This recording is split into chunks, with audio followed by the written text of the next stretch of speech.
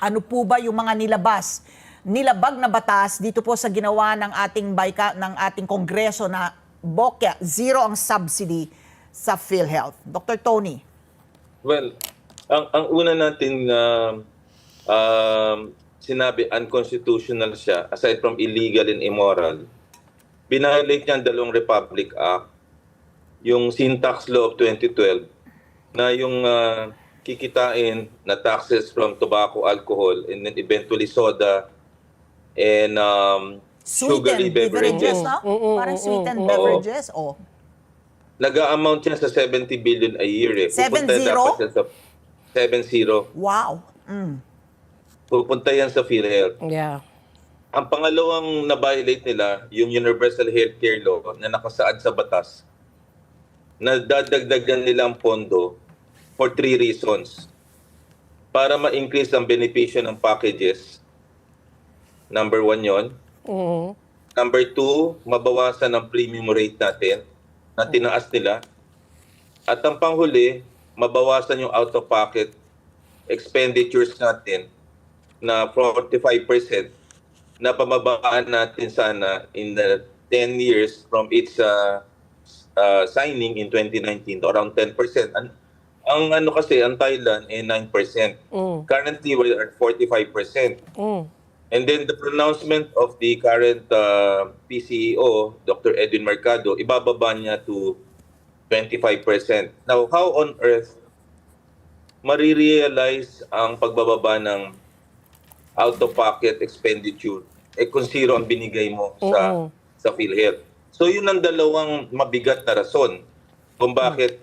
So unconstitutional siya, illegal and immoral, kasi it violate the Sin Tax Law and the Universal Healthcare Law. So yun ang unang tanong mo na napaka-importante. If I can proceed. Yes, go ahead. Ang budget kasi natin, ang gagaling yan sa Sin Tax Law at sa direct contributors. Ang direct contributors, ang ibig sabihin yan, kakaltasin sa sweldo na 500 pesos sa kada empleyado sa salary.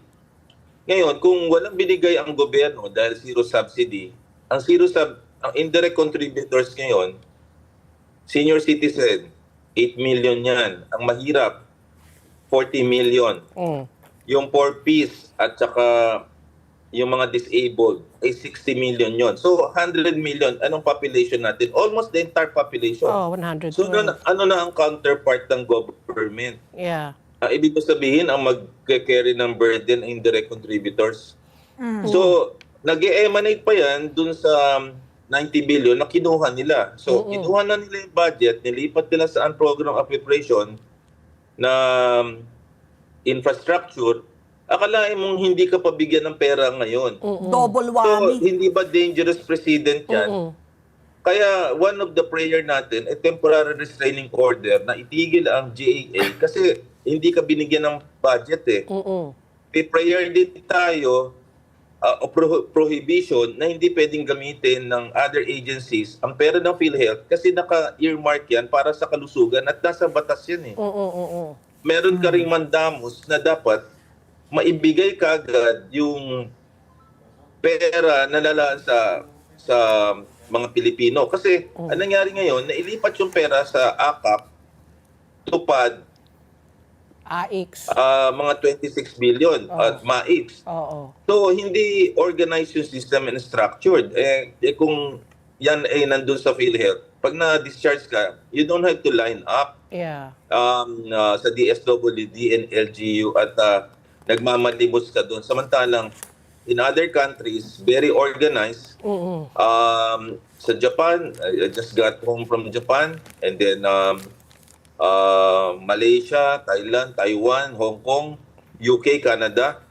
So, paano mangyayari sa atin kung zero subsidy? So, this is the first time in Philippine history, since na naging doktor ako, na walang budget para ho sa kalusugan, and that is PhilHealth, which is the financial lifeline of the healthcare system. The healthcare system is composed of 3 things: doctors and nurses, the PhilHealth, and the infrastructures. Pero ang pinaka-importante dito ay yung PhilHealth. Kung hindi mo bibigyan ng budget, paano? Ang pang-apat is the COA report. According to Justice Ami Lazaro Javier. Javier. akalain mo 2021, 22, 23, bankrupt na ang PhilHealth. At sa financial statement during the oral arguments nitong Tuesday, nakinig ako hanggang alas 3 ng madaling araw.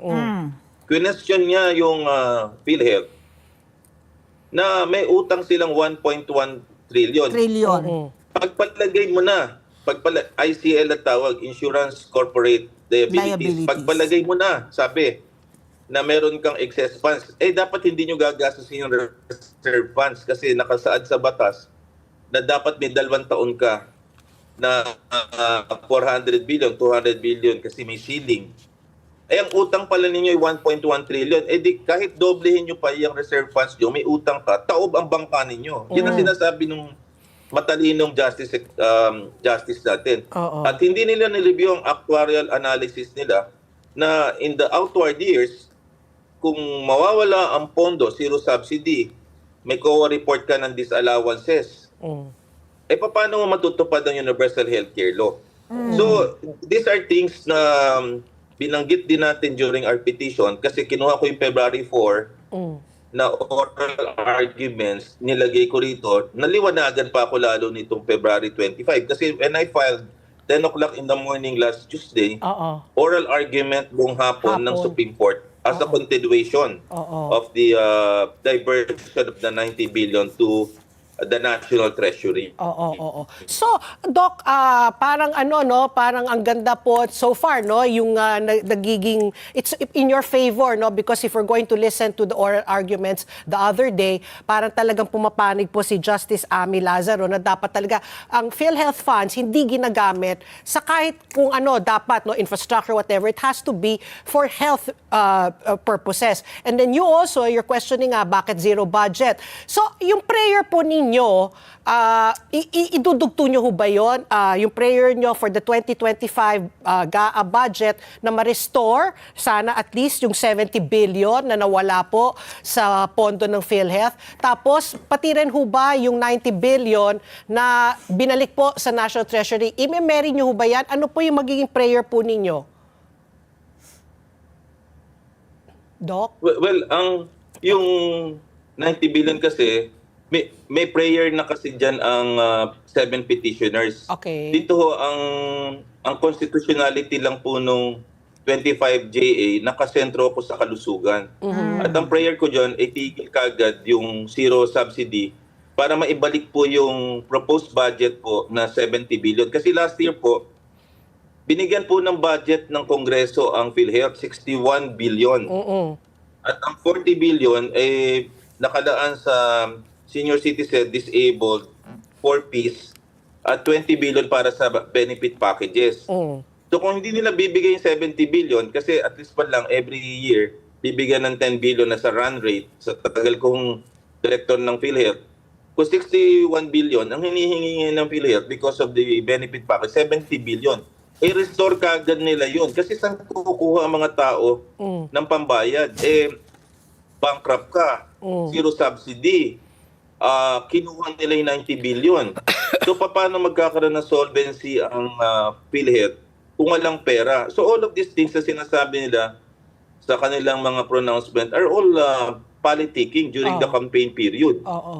Kaya dapat, meron kang TRO kasi baka magamit itong PhilHealth campaign funds in the form of AKAP, TUPAD, and MAIX into the election. So, dapat yan ang dapat natin tutukan ngayon.